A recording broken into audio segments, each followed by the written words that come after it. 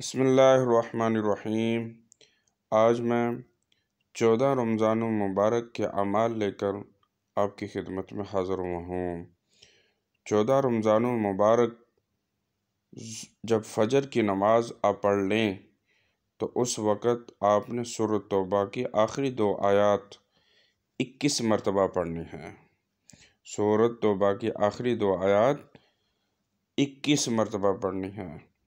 بسم اللہ الرحمن الرحیم۔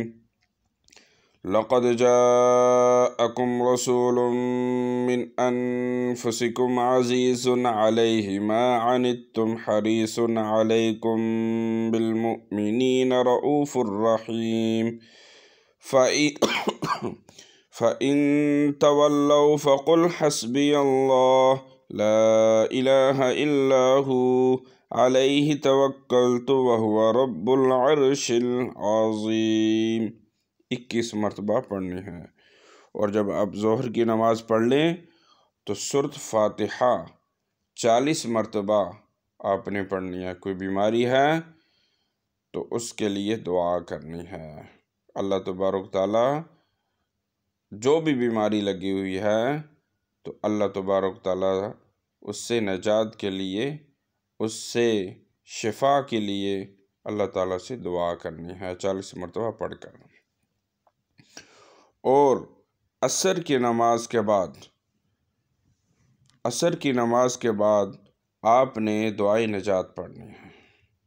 یہ دعا جو میں آپ کو ابھی بتانے لگا ہوں، یہ حضرت یونس علیہ السلام نے بھی مچھلی کے پیٹ میں پڑی تھی تو اللہ تبارک تعالیٰ نے ان کو بھی پریشانی سے نجات دی تھی، اس تکلیف سے نجات دی تھی جو مچھلی کے پیٹ کے اندر چلے گئے تھے۔ اللہ تبارک تعالیٰ نے ان سے نجات دی تھی۔ کوئی پریشانی ہے، کوئی غم ہے تو یہ پڑھنے سے پریشانی، غم، مصیبت دور ہو جائے گی انشاءاللہ۔ یہ آپ نے عصر کی نماز کے بعد 25 مرتبہ پڑھنی ہے۔ اور اسی آیت کریمہ جب آپ پڑھ لیں گے 25 مرتبہ، اور اس کے بعد سورۃ فاتحہ بھی 21 مرتبہ پڑھنی ہے۔ سورۃ فاتحہ بھی 21 مرتبہ پڑھنی ہے۔ اور جب آپ مغرب کی نماز پڑھ لیں اور مغرب کی نماز کے بعد آپ نے پانچواں کلمہ آپ نے 100 مرتبہ پڑھنا ہے۔ استغفر اللہ ربی من کل ذنب اذنبته عمدا او خطأ سرا او علانیة واتوب الیہ من الذنب الذی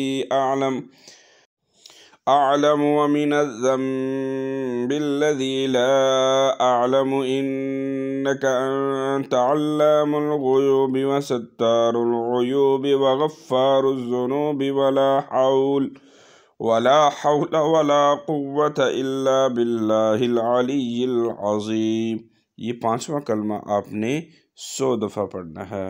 اور جب آپ عشاء کی نماز پڑھ لیں تو اس کے بعد آپ نے جتنے روزے گزرے ہیں اس کے شکرانے کے لیے آپ نے 20 نوافل پڑھنے ہیں۔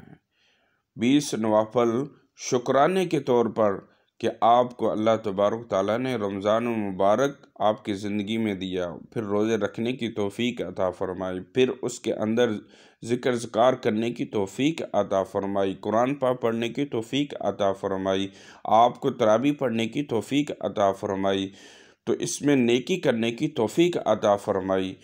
تو اس لیے 20 رکعت آپ نے شکرانے کے طور پر نفل پڑھنے ہیں۔ اور نفل پڑھنے کے بعد آپ نے سورۃ اخلاص 11 مرتبہ پڑھنی ہے۔ سورۃ اخلاص 11 مرتبہ پڑھنی ہے۔ پھر اللہ تبارک تعالیٰ سے رو رو کر دعائیں کرنی ہیں، جنت مانگنی ہے، دوزخ سے نجات مانگنی ہے، اور جو پریشانیاں ہیں، مصیبتیں ہیں، کوئی بھی مسائل ہیں تو اللہ تبارک تعالیٰ سے رو کر دعائیں کرنی ہیں۔ اور اللہ سے جتنا بھی شکریہ ادا کریں اتنا کم ہے۔ ہمیں بھی اپنی دعاؤں میں یاد رکھنا۔ اللہ حافظ۔